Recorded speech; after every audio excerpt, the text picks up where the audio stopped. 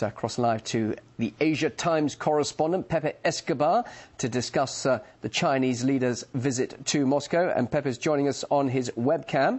And he's joining us live there from Bangkok in Thailand. Pepe, now, as we've just been hearing from our reporter there, big trade deals planned between Russia and China. China has, in fact, replaced Germany as Russia's #1 trade partner. Do you think that Russia's economic future is now pointing more east than west? Definitely, for a number of reasons. Number one, pipeline is done. That's the chessboard where the big energy games are being played all across Eurasia. Number two, the BRIC relationships. Brazil, Russia, India, and China getting closer and closer. And now it's South Africa as part of the BRIC group as well. And number three, the new great game in Eurasia itself, which involves, for instance, how to solve the Afghan quagmire. And Russia and China have to be part of the solution. And this implies the Shanghai Cooperation Organization. The summit has just ended in Astana. And Afghanistan applied to be an observer. And soon, maybe soon, meaning 3-4 years, of course, it could become a member of the Shanghai Cooperation Organization. But before that, Russia and China want to be part of the solution for Afghanistan. It cannot be in the hands of the Pentagon to solve the Afghan quagmire, because we all know it won't happen. Let's talk about this gas deal between China and Russia's Gazprom. We understand now it is in its final stages. Now, some news outlets have rushed to say it's failed after President Medvedev's announcement that they need more thinking time on this. But these deals can't be done and dusted overnight, can they? Because this is a very big deal. It's a very big deal, and it's a question. Basically, they're debating prices at the moment, which is the memorandum that they signed in 2007, if I'm not mistaken, still holds. And it's basically a question of final price. And the Chinese, as we all know, they're excellent hagglers. In the end, everybody's going to be happy. Gazprom and the Chinese, they need it just as they needed gas from Turkmenistan, and they built a pipeline from Turkmenistan to Western China. In the case of Russia, they don't even have to build any pipeline. It's just a matter of getting the correct final price for the gas. Well, of course, China's economy will soon overtake the US to become the world's #1. Just how vital are Russia's massive energy resources to that growth? And, of course, just how important is that relationship with China to Russia?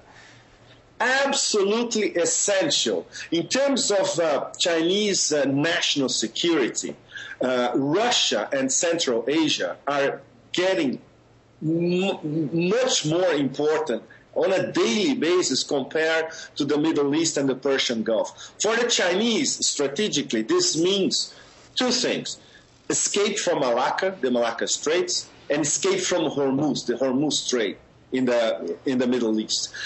As much as they can escape these two bottlenecks, which are more or less controlled by the U.S. Navy, let's put it this way, essentially, they can rely more and more on Central Asia and on Russia for their energy needs. And it's succeeding. It's a long-term strategy. They discuss it in their 5-year plans, and this strategy goes on until the end of the 21st century. So yes, Russia and China, closer than ever. Not all about trade and energy, though, is it? Russia and China take a common stand on many international issues. Libya, of course, one of the main issues right now. Do you think that the two countries could work closer together, and certainly in trying to balance out NATO's heavy-handedness there in Libya at the moment?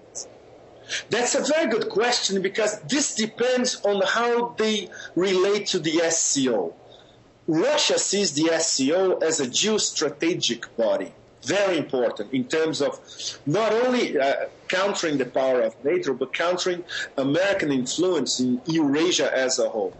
And China still views the SCO as a trade and economic cooperation mechanism. They are very reticent to create a fact on the ground that would antagonize the U.S. immediately. For instance, accepting Pakistan at the summit that ended yesterday as a full member of the SCO. Russia and China, they still have to discuss how they're going to accept Pakistan. If they accept Pakistan and India together, which would be an excellent counterbalance, or if they accept India, Pakistan, and Afghanistan together. So then the SCO will be representative of all the major powers in Central Asia and Eurasia as a whole. So it's very complex, but basically, inside the SCO, And within the BRIC mechanism, cooperation is absolutely inevitable between Russia and China. Of course, some people are quick to link the SCO being perhaps not a rival, but maybe an opposite to NATO in terms of a military alliance, but the SCO says it isn't. But interestingly enough, talking about the military aspect, China has been beefing up its military in recent years, the defence budget rising every year. Why is it doing that? I mean, what's it preparing for? Look, it's a very, very long-term strategy as well. And it's not only related to Central Asia, it's related to the Indian Ocean as well. The Chinese Navy wants to have a very strong presence in the Indian Ocean and perhaps in the Arabian Sea if they get Chinese vessels to station at the Gwadar port in the Arabian Sea, Pakistani Balochistan. So, and the string of course, the string of pearls strategy, which consists of ports in Pakistan, eventually in Sri Lanka, in Myanmar. But this is not a militaristic, let's grab the world, full-spectrum dominance Pentagon doctrine style. It's different. It's protect the Chinese territory in the long run from as far afield as possible, considering the fact that maybe some rogue general in the Pentagon in the future start having Dr. Strangelove ideas. Pepe, we'll leave it there. Thanks very much indeed for your time. Pepe Escobar, Asia Times correspondent, joining us live on his webcam from Thailand. Thank you. Thank you.